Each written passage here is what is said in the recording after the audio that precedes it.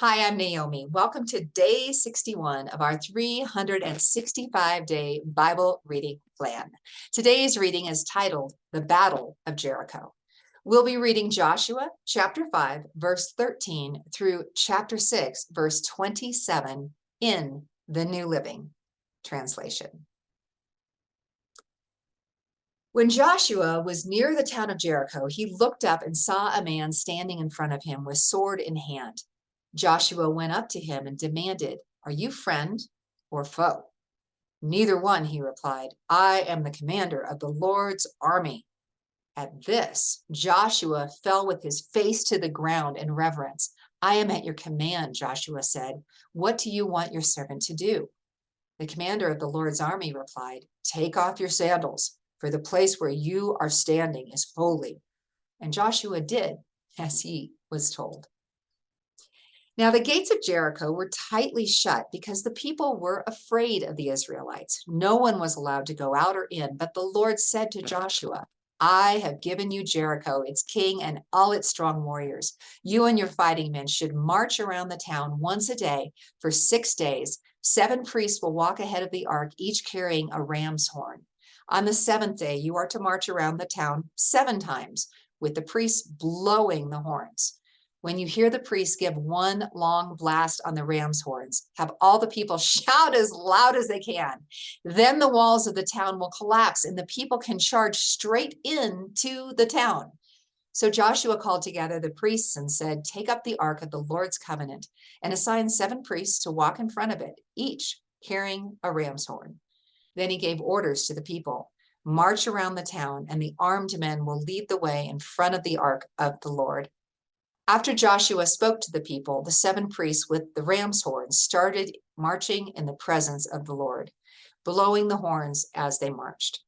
And the ark of the Lord's covenant followed behind them. Some of the armed men marched in front of the priests with the horns, and some behind the ark with the priests, continually blowing the horns.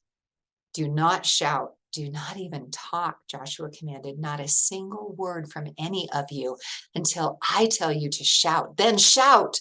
So the ark of the Lord was carried around the town once that day, and then everyone returned to spend the night in the camp. Joshua got up early the next morning, and the priests again carried the ark of the Lord. The 7 priests with the ram's horns marched in front of the ark of the Lord, blowing their horns. Again, the armed men marched both in front of the priests with the horns and behind the ark of the Lord. All this time, the priests were blowing their horns. On the 2nd day, they again marched around the town once and returned to camp. They followed this pattern for 6 days. On the 7th day, the Israelites got up at dawn and marched around the town as they had done before, but this time they went around the town 7 times.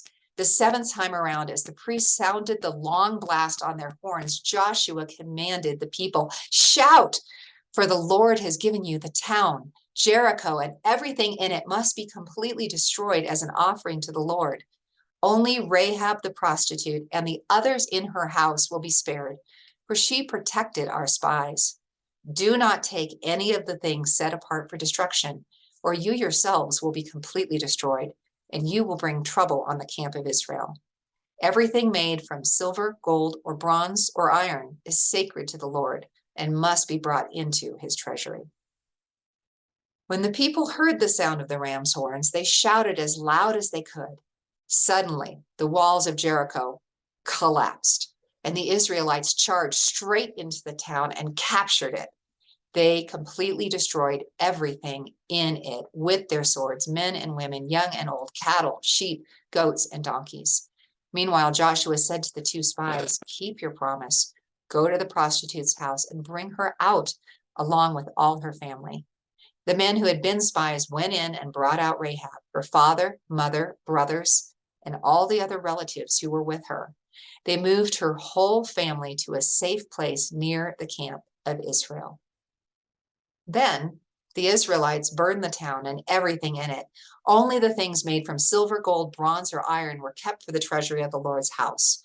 So Joshua spared Rahab the prostitute and her relatives who were with her in the house, because she had hidden the spies Joshua sent to Jericho. and she lives among the Israelites to this day. At that time, Joshua invoked this curse. May the curse of the Lord fall on anyone who tries to rebuild the town of Jericho. At the cost of his firstborn son, he will lay its foundation. At the cost of his youngest son, he will set up its gates. So the Lord was with Joshua, and his reputation spread throughout the land.